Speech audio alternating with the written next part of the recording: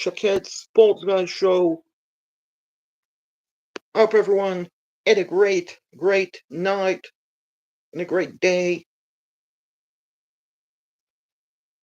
And we are waiting for Alex Bryant, NFL Insider, to join me live on my channel for some football talk.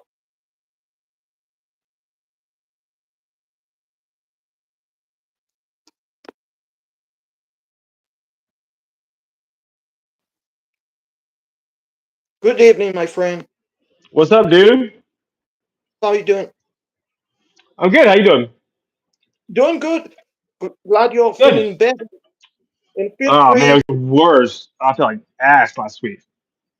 feel free to please share the stream because I had to Oh break. yeah, yeah, yeah. Uh, So I guess what you had was worse than the Omicron.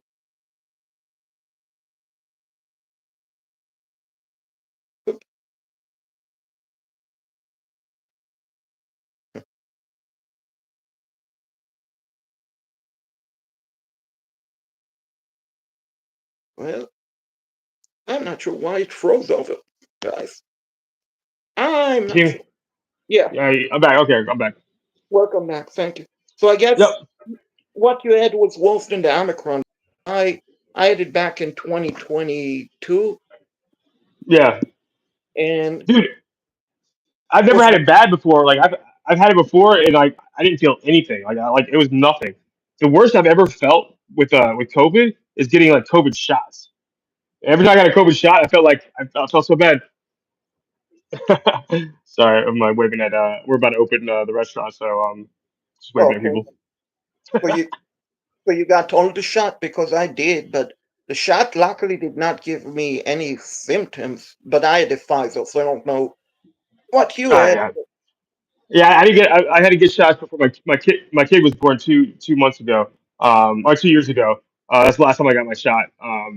So I don't remember which one it was.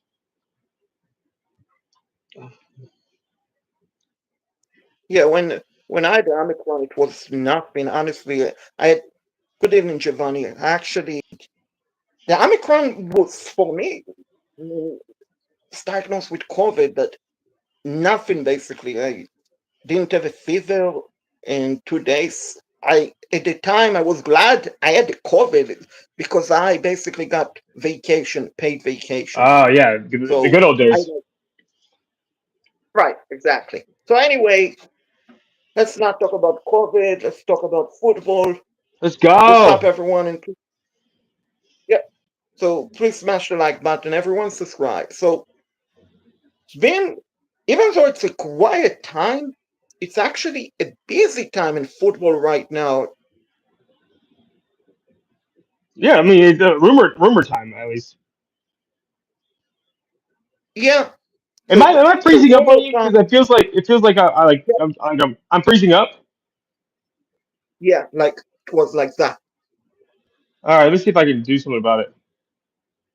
Sure, probably weather Uh, related. Yeah, it sucks, man. Yeah, I hope it's not like messing up the feed for everybody else because I'm in a better spot than I usually am. So, um, Hmm, sorry about that. interesting, man.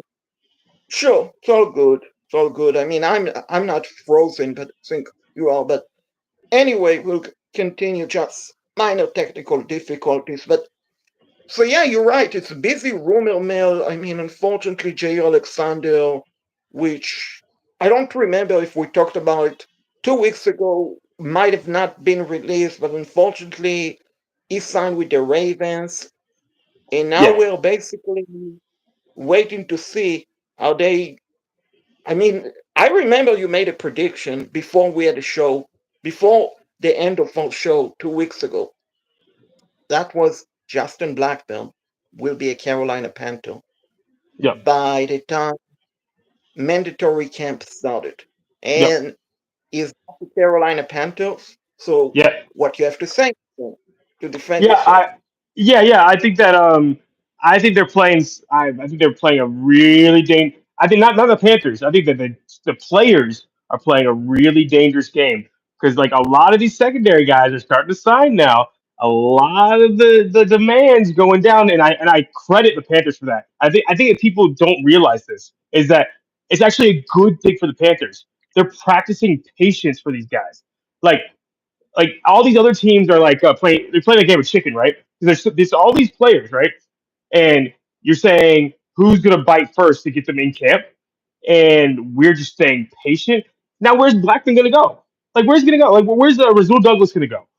Where's Jalen Ramsey going to go? Like these secondaries are getting filled pretty quickly, and now you're saying to Blackman, oh, you want to play all these games about like you want to get paid more, but Justin Simmons is still out there, and so we'll just go get him if you're going to play all these games. So we actually have all the leverage. I, I think that is a good thing that they're being so patient. I didn't give them enough credit, which is why I said it was going to come earlier than later. But if they're like, no, we'll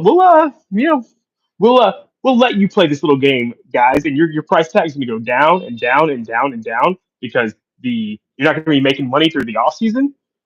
One and two, all these other rosters are getting full, so you're gonna have to just take the leftovers. You might be ending up on like the Browns or like that kind of thing. So for like a The vet minimum, Saints. yeah, exactly. So you got to stop playing these little games, guys. Right. Which, are you not surprised that the Panthers did not make an offer to Jair Alexander? I mean, 1 year, 6 million for He's football not. standards. That is not a lot of He's money.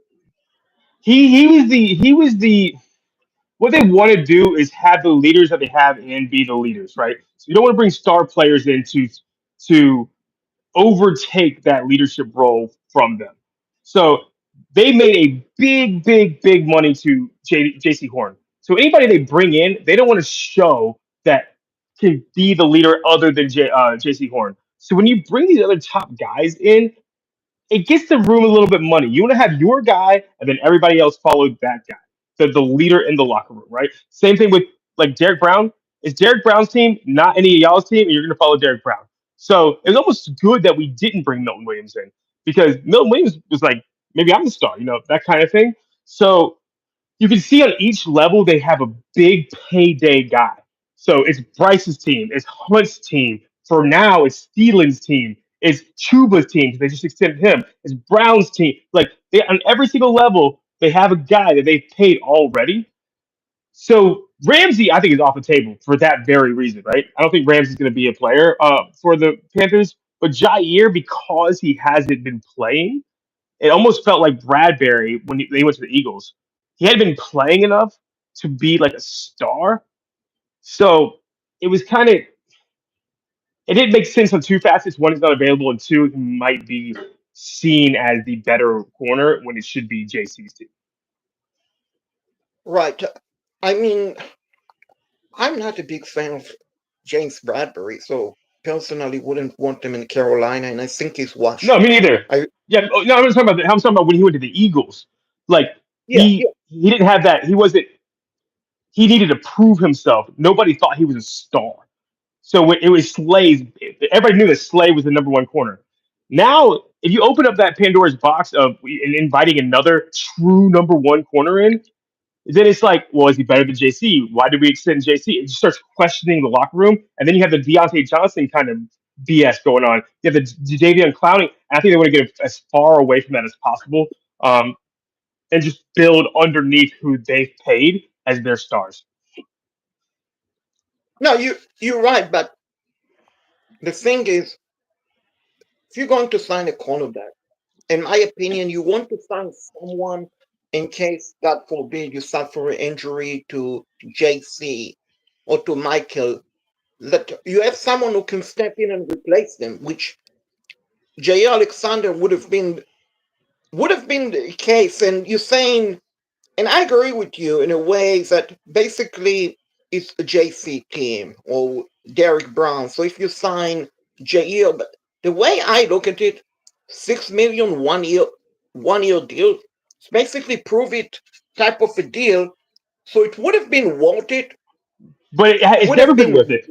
It's never been worth it for us. We brought in Gilmore on a 1 year deal. Didn't help the team long term. We brought in Hassan Reddick on a 1 year deal. Didn't help the team long term.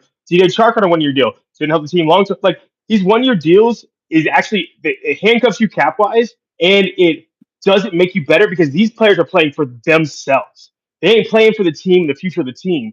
They're playing for themselves. So bringing these guys for 1 year, unless you're going for a Super Bowl, you're all in for a Super Bowl like the Ravens are. It doesn't make a ton of sense for the Panthers who are building something for the longevity of the team. Now, Rico Dowdle, when you're bringing in like a backup for 1 year, that's not as bad.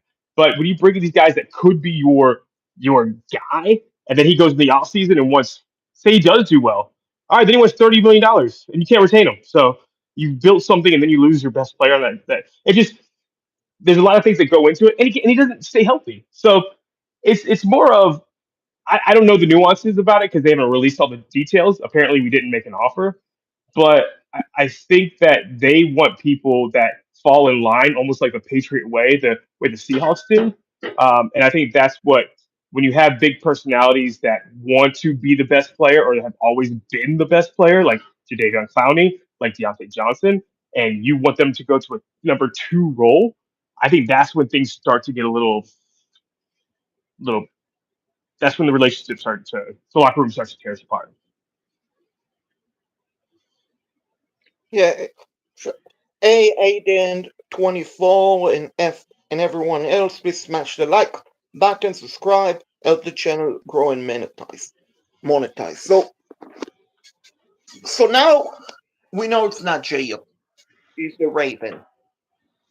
Jalen Ramsey probably also a no because of his personality, Yeah, yeah. diva personality. So who do you think they're going after? Cornerback? Because I believe even if you're very high and Show Smith Wade and Michael Jackson and JC On, you need at least four good cornerback. At least four. If not Hmm. five, stable. Yeah.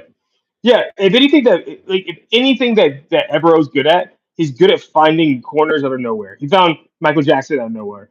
Troy Hill came in out of nowhere last year. It was such they always just get hurt, but he finds them. So I'm not as worried about corner. But when people talk, listen, they said that they were interested in Jair, so they understand that the cornerback room isn't where it should be. So they'll bring in somebody, and I just gotta if I'm going to give credit to Evero about anything, he finds corners. He finds them out of nowhere. He finds them. I'm not as worried about that. Now, safety, Morgan literally said, and I said this quote. I was on a C3 on Friday, and their free for all, and I said the quote. I'm just going to paraphrase it, but Morgan said they're looking for a ball hawk on the back end, and they're searching now. This is before the draft, and when the time comes, they're going to be aggressive. So he said that they're going to get a guy in the back end. I will put if anybody was betting me right now, put $100 on it. They're going to get a guy on the back end, and I think it's Blackman, but it could be Justin Simmons. It could be who knows. They could trade for somebody. I have no idea. They might be waiting for cuts. Who knows? Because Evero's like, you know what? I got Mike Jackson randomly out of nowhere. I got Troy Hill randomly out of nowhere. I made him work. So I don't know exactly when it's going to happen, but I'd be shocked if they don't get a safety. I wouldn't be as shocked about corner, but I'd be shocked if they didn't get another safety. Right. Which I did read report that they are interested in Isaiah Simmons, so that Justin Simmons, pardon me, not Isaiah, Justin Simmons, so Yeah, that could be a fit considering Evero's yeah, familiarity with him in Denver and all of that. Even though, in my opinion, if they sign him, it's just a vet type of a deal because his correct. NFL standard is old for football standard. He'd be the David Moore of last year. Hey, he's the fallback, in my opinion. They went Blackman, in my opinion. They went Blackman. If they can't get it, if they said, "Yo, we're tired of all your BS, Blackman," because honestly, the Panthers are the only ones that are really in play, right? I mean, everybody else isn't going to pay what the Panthers will play, and they just get to the point where they're just like, "We got to move on." You bring in someone like him, and he's your David Moore kind of player, a guy that you know does the fundamentally stuff well. He's never going to be a star, but he can be serviceable for a year. He doesn't cause any problems in the locker room. He knows the system already. So it would be sort of like having David Moore, and then next year we would get our tech equivalent to him on safety. Right, Caleb Downs, maybe next year. Yeah, who Depends. knows? I don't know. Yeah. Right, but anyway, I mean, realistically, if you're a free agent, you almost have no reason to sign now. Right now, Well, the you get paychecks. I mean, you get roster bonuses. You get workout bonuses. You like no, but there right is. now, no, but right now, it's basically in essence a dead period in the NFL before training camp. Well, yeah, this is where the negotiations are going. Like, that's why all these like corners like, and the biggest injury, the most injuries at a position that happen are on the secondary. So what they're basically saying is that these guys are free agents. They're like, I ain't going through like all this BS because I might get hurt. Unless you're giving me guaranteed money or a long term contract. And what my opinion is that they're probably getting offers for 1 year non guarantees, and they're like, well, if I'm not getting a guarantee, I ain't going to these non mandatory or stuff where I only make like $50,000, that kind of thing. Right. No, but you make a great point. But my old point is right now, until training camp, there is no practice. So, in essence, there is no incentive for a free agent unless you desperately need the money. There is no incentive for a free agent to sign right now. It's not like you can go ahead and practice. I mean, F-55 again, or what do you call them? F1 or FX? FX is what you call them. FX. What's up, FX? what's up, FX? Great to No, see the you, only man. thing that would happen right now is that if you're going to a different city, you gotta move, man. You gotta get logistics in. You gotta move into your apartment. You gotta decorate your apartment. You gotta uh, get used to to drive to the facilities. You gotta meet your teammates. Like this is the time that like you would do that because you don't want to do it like the day before. You want to go ahead and get some kind of rapport with the teammates because it's kind of awkward if you just Really? come in like, "What's up, guys? I just moved here." Well, I'd rather do that like a week before, kind of get some camaraderie in the building. No, you're right. Or maybe they just stay in a Ritz-Carlton hotel or something like Right. that. I mean, they can afford it. So it's not so. And you mentioned earlier that our teams were like aiming for the Super Bowl and the Panthers potentially are not there yet. However, I didn't say that. I said they're not there yet. I'm saying that with the build, they want to build for a long term. They don't want to get that guy that could potentially derail their future plans. right, because I was going to say, and probably people outside of Carolina might not be aware of it, but a couple of days ago, Chuba Abeld, I forgot who he stated to, but basically stated our goal is to win the Super Bowl this year, not next year, not in 5 years from now, which I must Why? admit, Why else would you play the game if you're not trying to win the championship? I right, love that no, mindset. Like you would try to win the Super Bowl. no, I agree, but I must admit with you, my friend, it's I don't recall in previous years players showing such a big time confidence going to the I mean, season. Adam Thielen did it 2 years ago. Like, yeah. He was on national TV talking about that a little bit. I know, but in But general, yeah, I understand what you're saying. I mean, 2 weeks ago, the Panthers hosted like meet and greet with PSL owners. Uh, it was basically they met Dave Canales, Coach Canales, and the offensive coordinator, and Evero, and special team met with the fans. Noticeably, Temple was not there.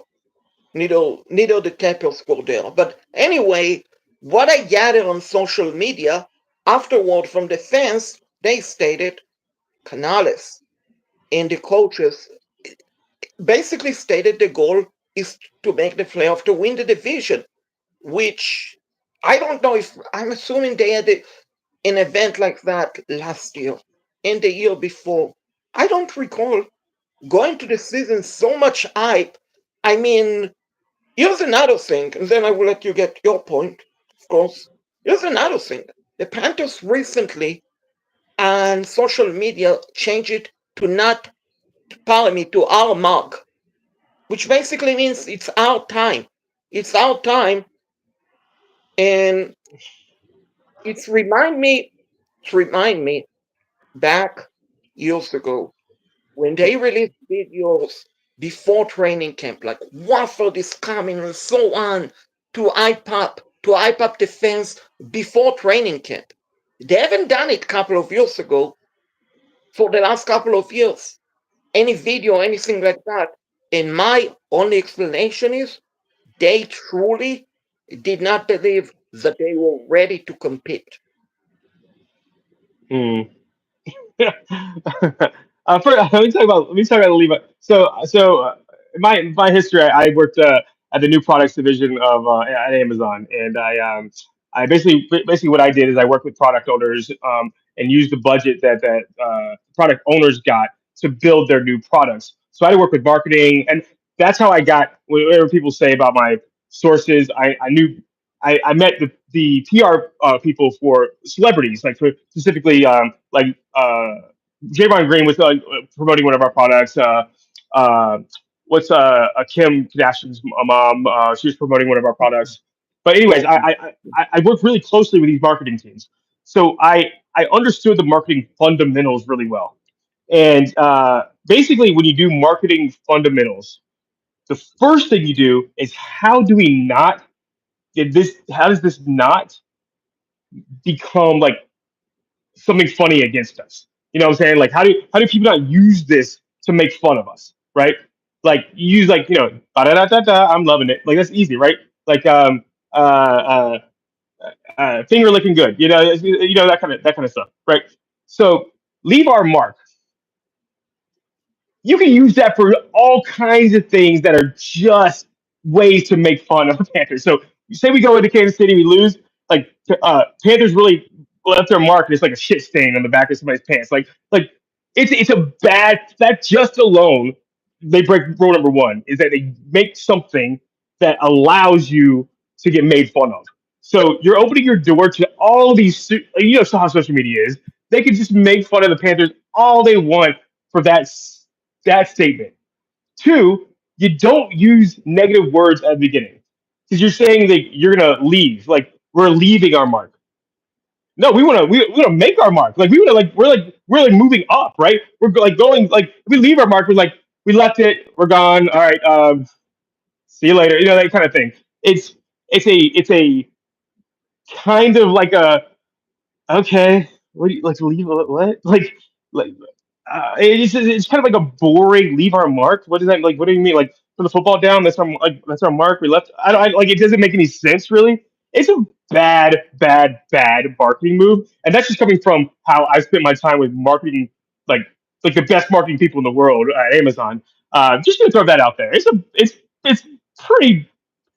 They first of all, especially when you have something, the keep pounding is one of the most amazing slogans that exist.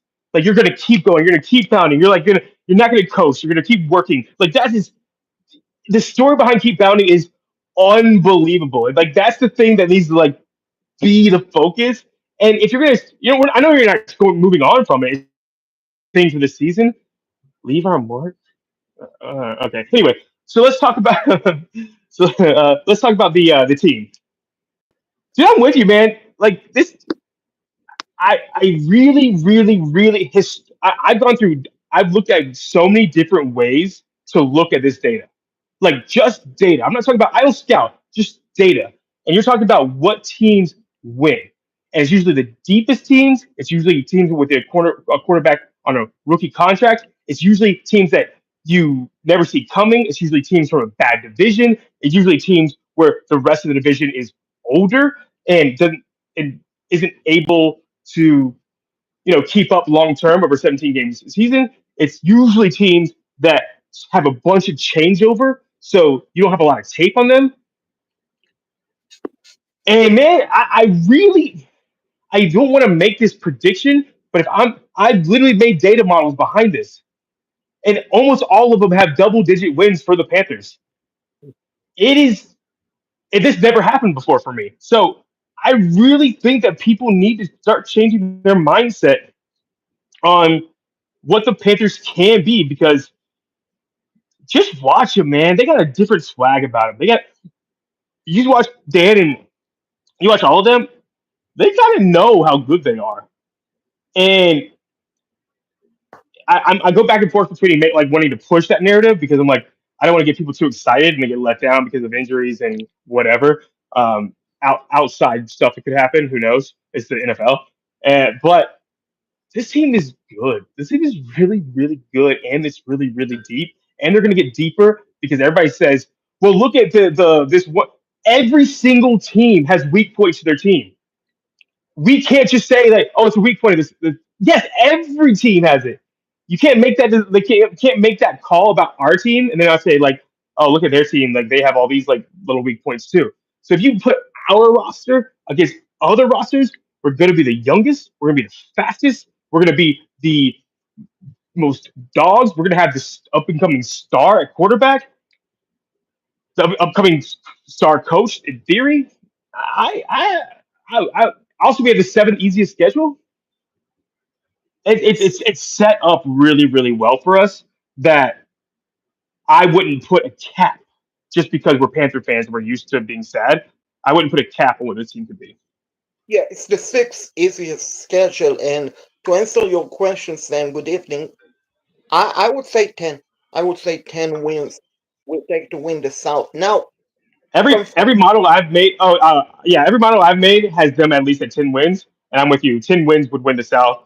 I think 9 wins would win the South, honestly, because I think that the Tampa Bay is going to have some injury regression. They've been fairly healthy with a pretty old team, and I think you're going to see some injury regression for them and the Falcons. right, which the Falcons, they have so much in stake on the line. I mean, if they don't make the playoff, forget about the GM and coach will be fired, but they are going to give the Rams a very high, potentially first round pick. Now, the thing you mentioned a couple of minutes ago from PR perspective, leave our mark is not the best thing. But here's It's how not. I It's not the best thing. It's an awful. It's awful from a fundamental marketing perspective. Sorry, go ahead. sure, okay. No, but here's the deal. Leave our mark basically in essence, it means playing tough ass football. That it was what it means. And let's be honest, under Matt Rule, under Frank Reich, this team was soft. So it definitely give a definition that we want to see that this team is going to be tough, tough to reckon with. Offense and defense, tough ass football. In essence, that what it means. Of course, they cannot say the S word, but that exactly what they they mean. Which No, I was going to interrupt you. Keep pounding is what that means. Leave our mark could mean shitting your pants. Leave our mark could be uh, like when you take your dog out, they're marking their territory. Like leave our mark does not mean be tough. It means like you're leaving. I don't know what that means. I don't like you. We're gonna be the greatest show on turf. We're gonna throw like big touchdown passes. You can leave your mark in a ton of different ways. I have no idea what it means, and that's why it's so hard to like grasp and take in the, because fundamentally it's bad, and two, you're not being specific of what like you're talking about. Leave it. It just doesn't make sense. It's but I away from that, I think you're right that the messaging from the players and from the mindset is that that's what we're going to do. But I think that phrase is not that. right, but it's also for defense. Because like I said, But the I fans hate it. The majority of the fans hate it. Everybody I've seen hates it. It's stupid. I like it. I mean, I like the Okay. for them to keep pounding. But like I said, previous years, 2015, 2016, 2017, 2018, 2019. when they were in Watford and the social media account prior to Mhm. training, they would have released Watford is coming and like players, Charles Johnson and so on, taking down the quarterback and Cam You know Newton. what we know what we rallied around? Dab on them. That's what that makes sense. It's like look down to your opponent and dab on them. Like that's what I would have do. Leave our mark and be like, hey, look at our mark. Yeah, we left it. No, it's just like it's it's just No, stupid. It's just really bad. you're right, I'm but sorry. It's just so bad. no, you're right. But my point is, when they released those videos, it really got the fans excited. Hey, this deal could be special. Guess what? Last year, previous year, the year before that, when they were in the COVID time, when they were in Watford, they didn't release any sort of hype video. Now, we could say that the first 2 years was because Matt Rule controlled the social media account and basically did not want them to post anything. But when Frank Reich was the coach, and even last year under Canales, no hype up video, nothing. And like I stated, Maybe because all they couldn't come up with a good slogan. Like I don't know. no, So I don't mean I, to mess around. I'm just messing. Sorry. sure, sure. No, I think the reason why they did not release the video because right, they did not believe that they are going to be good. So, in my opinion, yeah, Leave Our Mark might not be popular, fans might not like it, and so on. But they are sending a message without saying it publicly. We expect to be very good this year. So it's almost like sending a message to the fans. Hey, if you haven't buy a ticket, you might want to buy a ticket before it's too late. So it's all about the vibe. Forget about the word leave our mark or not. Yeah. Oh yeah. Yeah. Yeah. I know having a slogan is a good thing, but we probably have the worst one in the NFL. Like you could say like family, or you could say it's all about all of us, or you could say like anything that is just like a positive thing. We said like leave our mark. Just we're gonna get made fun of in the NFL. Like we're gonna get blown out, and people are gonna put like us like they're gonna like Photoshop like all of our players with streaks of poop in the back of their shorts. Like look at them all leaving their mark. Or they ran away, scared, like kind of thing.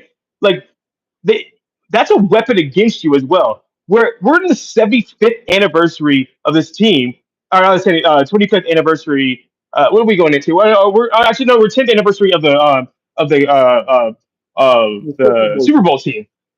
Use that. Use whatever was going on from there, and be like, and compare that team to what we could be, and look at their journey versus our journey. That would be cool. Find something like that. But I think this is where the narcissism of Dave Tepper is that he wants to get away from the how the old Carolina Panthers is and have his new thing, and he's so desperate for it that he's willing to get rid of literally might be the best slogan in all of sports. Keep pounding is fantastic, and it has a storyline behind it. And you don't want to even. I know they keep on coming out like we're not getting rid of keep pounding. We don't even want to look like you're challenging that, especially the 10th anniversary of a Super Bowl team, and with a slogan like that, real bad. But you probably won't in Charlotte back then. But a couple of years ago, when when Rule was the coach and Tepper was the owner, for a time, they didn't play the keep pounding chant at Bank of America stadiums, and fans were very upset about it. Were very upset about it, and they decided to bring it. Hello, Santiago, and Tepper decided to bring it back. So, like I said, I He's been see trying clear, for a while to get away from that old Jerry Richardson thing, and it right, ain't worked. but like I said, I think what they mean by leaving our mark is we are going to play tough ass football. But the ASS, they cannot say it for PR, obviously. Yeah, sure, sure. So, Yeah, no, like we're talking around in circles. Like I know what you think it means. I think it means like we're just trying to come up with like something cool, and we failed miserably. So like I who think keep pounding says what you're saying. Keep pounding is what exactly what you're saying. We're gonna play tough. We're gonna keep pounding. You ain't getting no easy wins from us. That's keep pounding. Leave our mark is like, hey, we're leaving. Here's our look. We left like, and then it just like intellectually doesn't make sense. Marketing wise, it doesn't make sense. And it is like even But like make our mark is pretty bad too. But at least like you're saying, let's get there. Like we're gonna make our mark this year. Like we have something to look forward to. Leaving our mark is like you're already saying that we're gonna win and we're gonna leave our mark there. No, it's like no, you got to encourage them to get there. Like you can't go to the end of the journey before you start at the beginning of the journey. That's my opinion. Yeah. right. No, I mean, I agree with you. And don't get me wrong, the keep pounding meaning behind it is historical, and everyone you Why want would to you read mess with about it? it's very historical. It's not just the chant keep pounding, it has a special meaning after Sam Mills, rest in peace.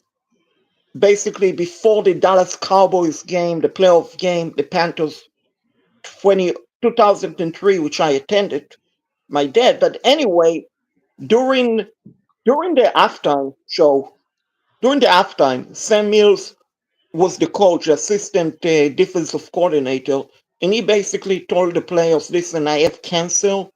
I believe I have colon cancer, and I'm going to fight it, and I'm going to keep pounding." And ever since then, that slogan. Yeah, that's great. Like, So, so I was going to say it's historical. It has very good meaning, but in a way, it's almost like running out. Running so out of let's. It's really not. Nobody in the no fan. Nobody in the fan base thinks that it's boring. Everybody in the fan base loves it. But let me just say for a market, let's just put a mindset. I honestly, this is kind of a boring subject, but I'm just gonna make one more quick point. Ba da da da da. I'm loving it is like one of the best slogans you could possibly have, right? What if you right. said ba da da da da? You're gonna leave in love with it. It sounds really stupid. Leave our mark sounds really stupid. Like that's like my overall point. You're saying what's gonna happen is it what you say like we need to have something to rally behind during the game, before the game. We're gonna keep doing this. We're gonna go 4 quarters. Like be better. Do it for every single quarter, like until the last second ends. If you go through the ending of the game and you're down 10 points, you're not thinking I'm gonna leave my mark. You're thinking I gotta come back and win this game. So I think the you have to have something to rally behind in those moments. And that's really awful. Like maybe the worst I've ever heard. Leave on Mark. It's so bad. Anyway, we can move on forward to something else. Yeah. We're just talking in circles on this one. So answering your question, Sam Mason, if the Panthers are stuck at wideout, running back, which potential, which could be the potential weak spot? I would say cornerback and safety, which we talked about earlier. They definitely need to address that. Now you mentioned they're stuck at wideout, which speaking of wideout, I saw the headline from Joe Pelson from The Athletic, who is a great reporter, mentioning Jalen Coker might not make the roster, which I'm shocked. I'm absolutely shocked by that notion because last year everyone basically declaring to go into the next Panthers Ring of Honor. Not literally, but basically everyone was so high on him. And now to see that he might not make the roster, if he's cut, I would be shocked. I would be willing to eat that short if he's cut because it will be a shocking move. Yeah.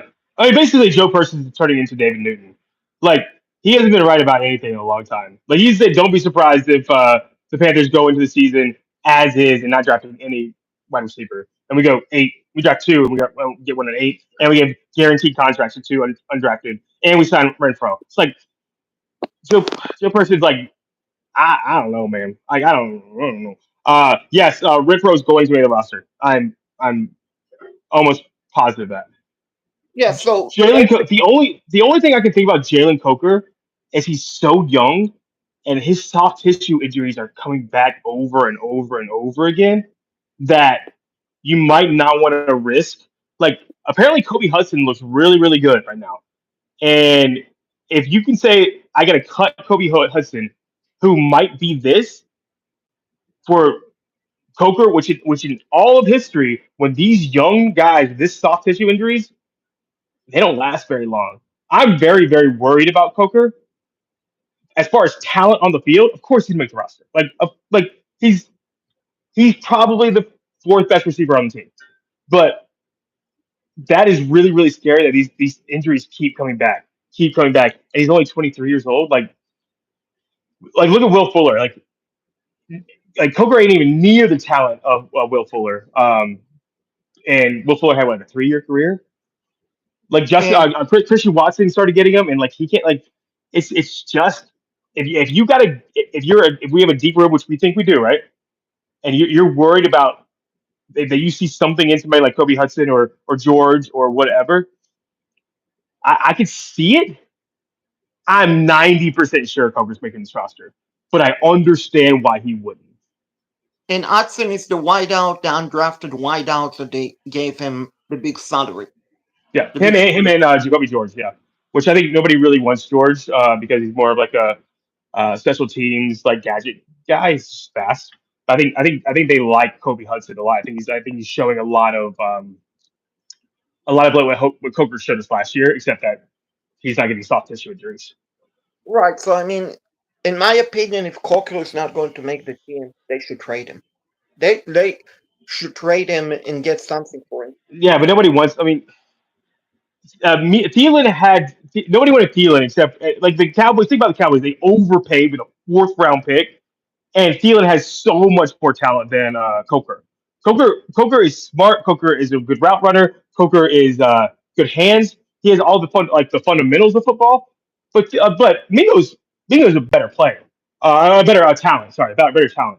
So I get taking a shot on Mingo with all the guys that are gonna get cut, like the big time guys. They wasn't going to trade for Coker until the start of the season. I mean, you have to hold him through the season to get anything in return for him. Right. I mean, I'm thinking maybe the Texans, because Tank Dell. Who knows, man? I have no idea, but there's going to be a lot. Yeah, I think we need to remember that a lot of guys get cut. There's going to be a lot of people on the market, and No, we'll pick up there you're that right. there's so many free guys that nobody's trading in the off season for a guy that has constant soft tissue injuries, is probably going to be a middle of the roster wide receiver, and came out undrafted. Right. I mean, soft tissue, the big issue, but there is nothing saying he cannot have a long career. Yeah, That's what I'm you're saying. right. I'm pretty positive they're going to make the roster. I'm saying that I could. That's the only argument. If they don't care about injury at all, he's making a freaking roster. He's probably the fourth best receiver we have, and Thielen's gone next year. He's probably the third best receiver we have. But that's the only thing that I get. Like I understand if they wanted to get rid of him. Yeah, as Sam mentioned, Steelers, Seahawks, couple of teams. I mean, the Seahawks could really use Coker. I mean, they Yeah, they they could definitely use him, and there is connection between the Panthers and the Seahawks. I So don't know. that Yeah, I mean, actually, that's a really good point. Who made that point? That's a really good call. Uh, I think Steelers have a pretty uh, actually, but I mean, that's a good call by whoever. Yeah, whoever said both. That's a good call. I can see that, but I don't think it would be like maybe a sixth. It would be like a shot in the dark because like in other teams' mind, if the Panthers are cutting somebody, it, they don't have a lot of value, or they're trying to trade somebody that was undrafted last year. At the end of the day, Coker he had less than 500 yards and missed a lot of games due to injury. Has missed time in the offseason due to injury. That ain't a very valuable asset in other teams' minds. Granted, we saw him play every single game, so we get it more.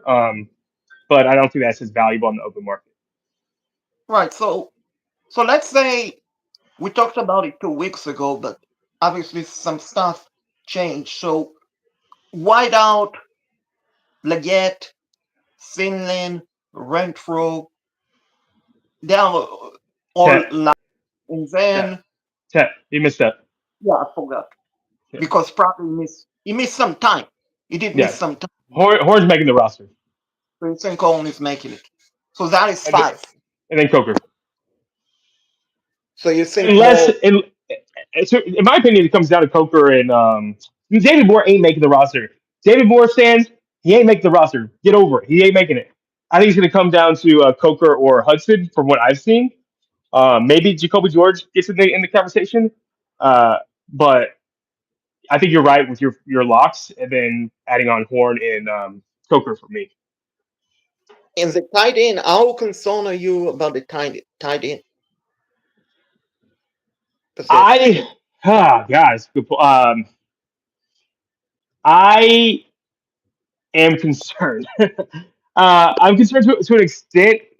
The thing is, like, nobody wants Jordan Matthews, so Jordan Matthews is always an option to bring in, and we've seen him do okay. I think they might be really high on Mitchell Evans, just for your, because obviously the outside perspective, obviously they got two guys basically, and one, Mitchell Evans, is coming back from ACL from 2 years ago, and then Sanders hasn't improved it yet. I think, well, one, I think they're going to go a lot of no tight ends, zero tight end sets. I think they're going to go a lot of 4 or 5 wides, and I think they're going to, Bryce in a spread offense is going to light this NFL up.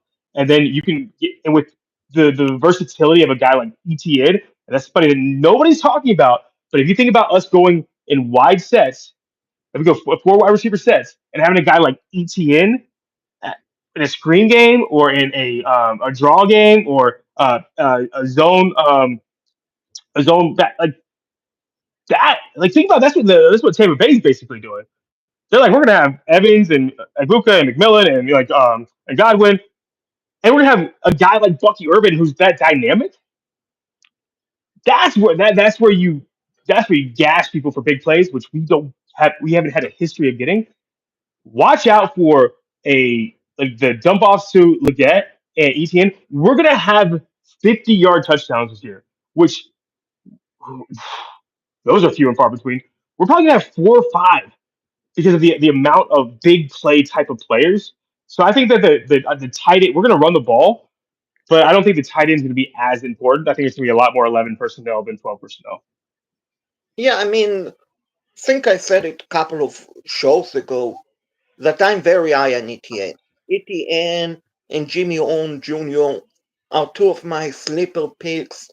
And I mean, ETN is probably not going to see the field much because we have Chuba, we have Rico, I think but Rico's going to be odd man out. I think that but I but think that it Rico's the I think Rico's think about I'll bring up the Bucks again. Think about how they had uh, when Canales was there, right? They had Fournette, they had Rashad White, and they had brought in Jace Edmonds. And basically, White was the backup for Fournette, but then Chase Edmonds had his own role. I think that's going to happen. I think Etienne's going to have his own role, and I think that in this circumstance, Rico is the backup for what then was Fournette. So it'd be like Fournette is Chuba, White is Rico, and then Etienne is the Edmonds role. I could be completely wrong about it, but you don't spend that in this draft was one of the best running back drafts we've seen.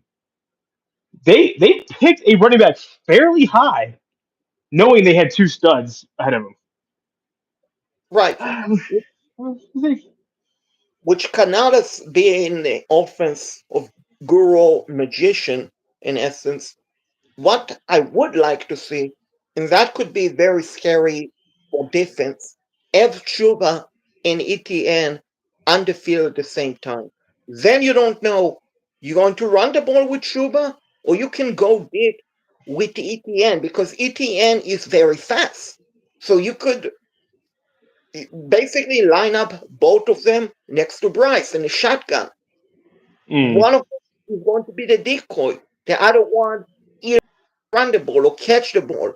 So that so luckily we have the offense of Guru in Canales, who I don't think is getting enough credit for all of the tricks and all of the stuff that he did last year on Well, because offense. he didn't let Bryce do it for a lot of last year. He didn't open up the playbook for Bryce until like the last three games.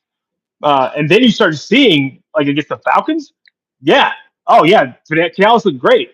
Uh, but I think that was the why people don't understand it because it was a pretty poorly called offense uh, until he completely trusted Bryce. So I agree with you. We could see it. It's gonna I think that I'm with you. I think that's gonna happen. But I think that we're gonna see probably Rico and ETN have the same amount of snaps, and I think that Chuba's going to be on the field 80% of the time. I think Chuba's just he's going to be the Chris Carson, the Marshawn Lynch, the he's just going to be that guy that just the bruiser, and we'll have a guy in Dowdle in case Chuba has to miss games. Yeah, I agree with you, and I mean we talked about it a couple of weeks ago, but at the time the article didn't came out. Well, basically, also Joe Pelson from the Athletic wrote this. Well, basically, He's had a Canales. bad offseason. He has a bad offseason.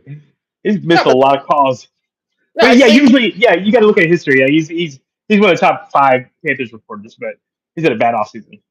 right. But what I was saying is basically Canales talked about Bryce, and they're basically, of course, coach and player, but it feel like they're very close because a couple of weeks ago, Bryce Mm. did a is like a mental health and football camp in Charlotte.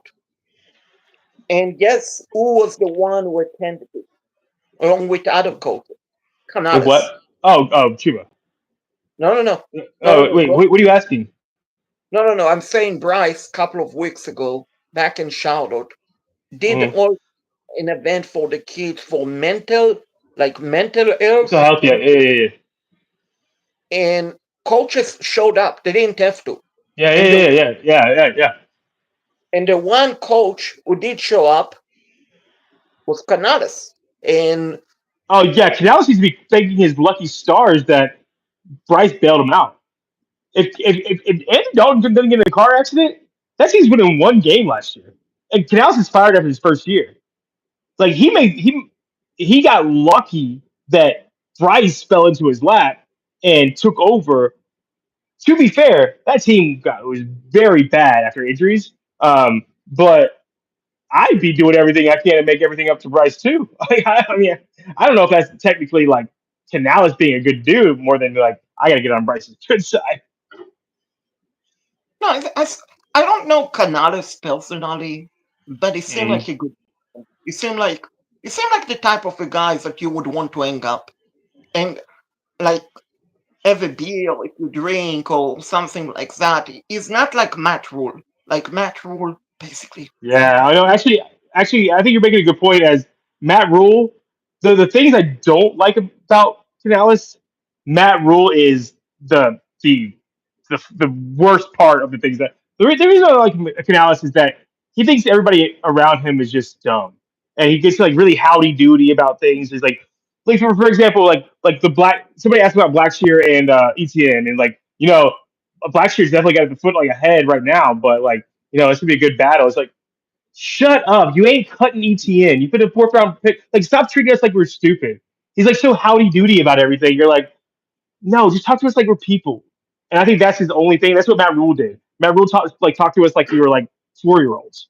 But for the most part, I think you're right. I think he's a cool dude to hang around. But I think that he gets a little too in too into the good guy role rather than being real. I think that's just like little flaws, but I think that's a little bit about being green and new to coaching. Um, but yeah, he's way better. He's way better as Right. far as relatability. Right. I also think he's genuine honest. I could be mistaken, but I feel like if the way he's talking to the media is honestly how we feel like, because When remember, he said that XL was our number one and we didn't yeah, need another wide receiver, that was genuine. They took maybe that. They took that. It was all big. No, but maybe in the time. But I mean, Yeah, rule. yeah. I'm just making fun. Like I get what you're saying. Yeah, he seems like a decent guy. I think he falls into traps, like And just so much. general. I But mean, I get what you're saying. He seems like a decent guy. he has so much energy. I mean, I don't know if you watched his press conference last week. Probably you didn't because he was sick. Basically, Mm. he lost his voice. He lost his voice at the end of minicamp. And I asked Alex Zaros from the Observer on social media, was Canales sick? He told me no. No, he lost his voice. Yeah, yeah, Yeah, lost his voice out of excitement, which, yeah. I think that's. But I think that's the thing. Like when he's excited about his team, he's like, "Let's go, rah rah, guy." Last year when he stuck to the media with the whole Bryce Dalton, he's pretty low energy. So I think he kind of like goes with the tide, and I think that's a clue for us to understand how good he thinks his team is. right. And also, if he is yelling at the players, even if it's a mini camp, mandatory camp, it it means probably they're not doing what he expects them to, but he also probably picked up the level of expectation. No, so if I go to a game and so if I go to a Knicks game and we're winning, I'm losing my voice. If I go to a Knicks game where we're losing, I'm good. So I think it's more of like excitement, like let's go, like I think, and I think that's the good part about Canales is that he gets excited for his players. The bad part about Canales is doesn't he doesn't take swords for play. He doesn't like fall on the sword for players. He'll pretty much kind of throw them under the bus a little bit. Which, as a fan, I like it. As a fan, I like it. No, we like it as fans, but the team doesn't like it. They wish to have their back no matter what. No, you're right. You're right. But personally, personally, the way I see it as a fan, as a broadcaster, content creator, and all of that, I want the coach, if they're playing top, pardon me, if they're playing bad, call them out and publicly. They are getting paid millions of dollars. So call them out. Of course, you don't talk about their family and all of that, but call the players out and publicly, hey, you don't step up your game, you will be cut. Call them because they do it in different sports, but in football, coach has to be so nice, so respectful to the players. No, they're your employees. The So players are your. what I'll push back on that with is that when Bryce was playing bad, Coach Canales would say he was playing bad. When Andy Dalton was playing bad, not so much. So I think that's like kind of the hypocritical part of it is he kind of picks and choose when to call out his players. And it might be because like he's trying to motivate, but I think that that's a flaw because they're going to see you talk about one person instead of another person. Then you might get like race involved in it. I would say as long as they're consistent about everything, and that's why it's so hard to call out a player in public unless it's something big. Because he never called out Deontay. He's really quiet about Deontay Johnson. They're very quiet about Deontay Johnson. So it's like I don't know. Like I would probably basically say keep everything like Bill Belichick never called out anybody. He just didn't say anything. So I think that Canales has gotten too like buddy buddy, like with the media kind of thing, and like not thinking about what his words that matter in some instances. But he's gonna get better. He's young, man. It's gonna get better. I'm not. I think I like Canales. I'm not saying it's bad, but I'm saying just from my point of view, those are the things that he needs to work on. His personality similar to Dan Campbell. In a way, energy wise, they are basically twins. Canales and Dan Campbell. They are basically twins. Dan Campbell's more Gronk, and Canales is more Tom Brady. Like they both have energy, but like Dan Campbell's like, I'm gonna run through a brick wall.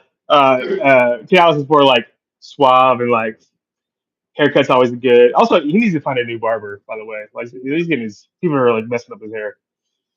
Yeah, talking about Canales. Talking about Canales. Yeah, Yeah, but guess who cut his hair? he's gonna go to a black barber get a fade. No, no, no. But I'm saying, guess who cut his hair? Who? He, Who? Dave Canales stated he is the one who cut his hair. He cut his own hair. Yeah. Yeah, he doesn't need to do that anymore. I'm just having fun, man. I don't really care either way. I'm just I having a good know. time. Not a big deal. Not a big deal. So we'll No, but pass it on to the overall, Panthers. I'm playing devil's advocate for most of what we're saying tonight. Overall, to conclude everything, I think this team's good. I believe in Dan Morgan. I believe mostly in Canales. I believe in Brant Tillis a ton.